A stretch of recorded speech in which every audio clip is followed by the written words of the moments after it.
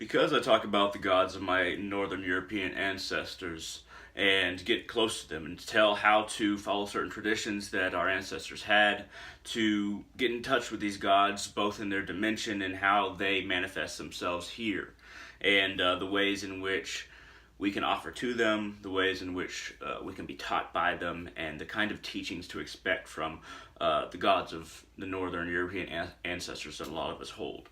But unfortunately, a side effect of me caring for these gods and getting close to them and really learning from them is that there are certain white supremacists that follow me, that consider me as a kind of teacher in a way. I never really try and just label myself as a teacher or somebody who can really guide somebody, but there are certain white supremacists, not many, but some, that consider me as somebody who has helped them get closer to the gods.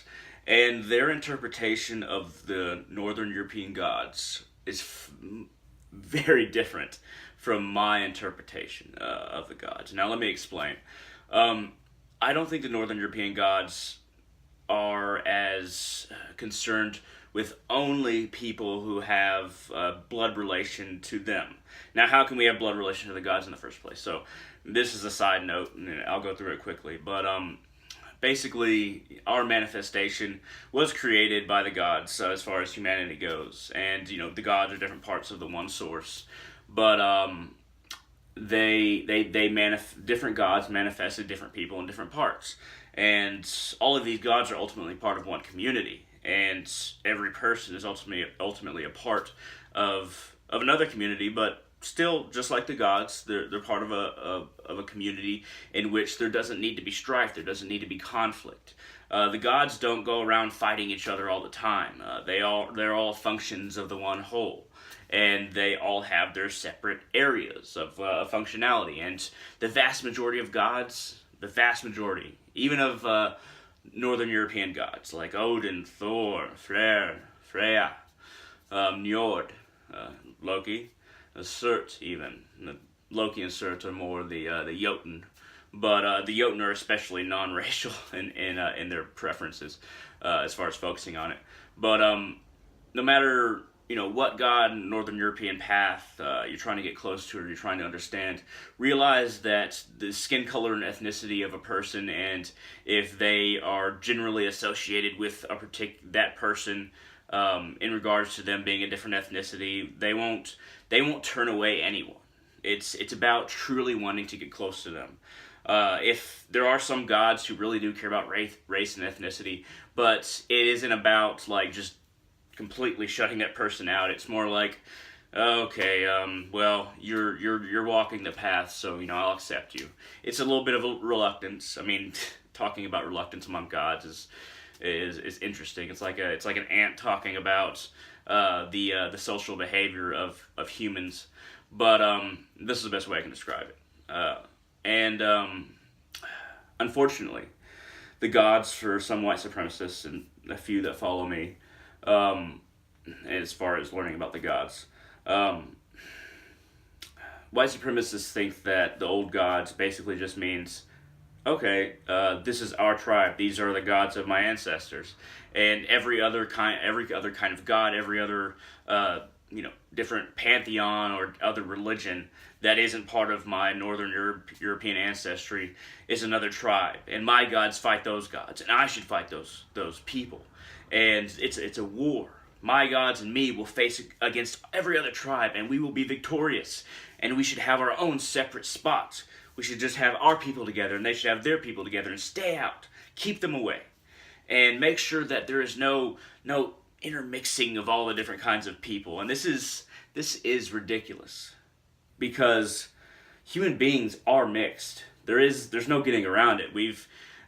Most white people in the United States, without knowing it, have at least a little bit of African blood in them, and we've been mixed for a long time. But in recent centuries, it's like we have so much mixing that racism is especially stupid.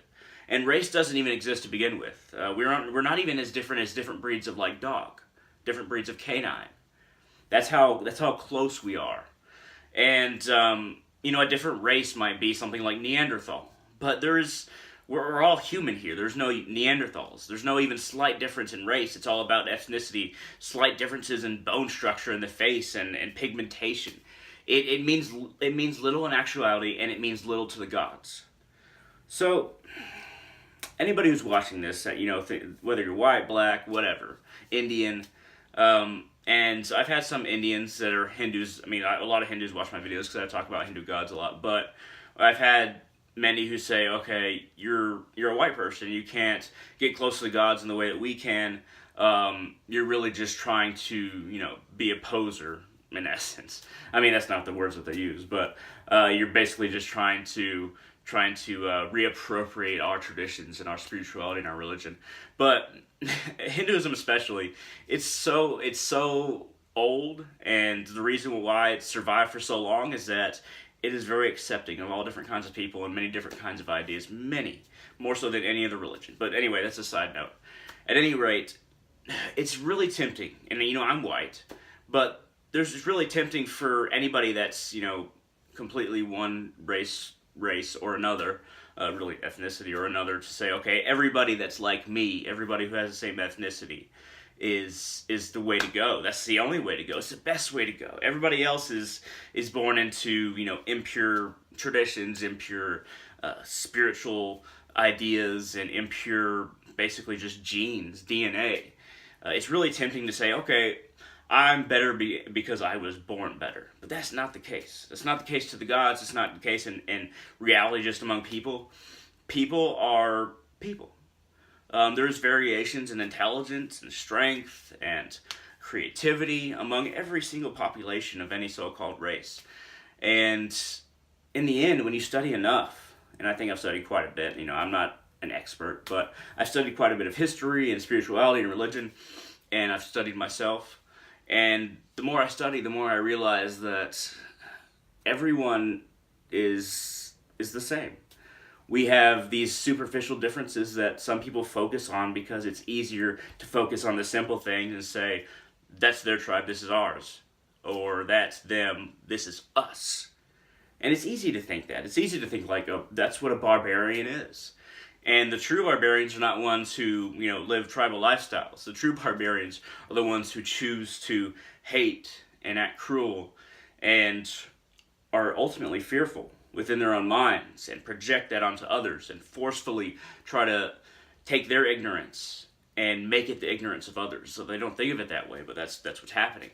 So the true barbarians are not tribals of any race. The true barbarians are not, any particular skin color, ethnicity in general. The true barbarians, the truly unskilled people in life, unskilled on the spiritual sense and societal sense and really intellectual sense or any other sense. The most unskilled people are not ones who weren't given an education. They're the ones who accept certain beliefs that are very orbiting around supremacy of whatever they are. And even though they have an education, they still believe these supremacy ideas that float around whatever group they're a part of. And ultimately, we are one. So look within, brothers and sisters. Why do you believe what you believe? If you're somebody who is a supremacist, whether it be white, black, brown, hell, pink, purple, yellow, it doesn't matter. Skin color, and of course there's no, pink and purple and blue. I'm just making a point that skin color doesn't really matter. Even if there were like purple people, it wouldn't matter. That's not what matters. Get close to the gods, and once you get close enough, you'll start to realize that, yeah, that's a stupid idea. Skin color isn't a factor. Ethnicity isn't a factor. So, thank you very much for watching. I hope it's been informative. Feel free to shoot down some comments in the comment section below, whether you agree or disagree with me. I respond to all comments that are put politely. At least I like to think that I do. I miss a few here and there. And feel free to hit that thumbs up if you like the channel or you want to help out the channel, because it really does help. So, thank you very much for watching, and y'all have a great day.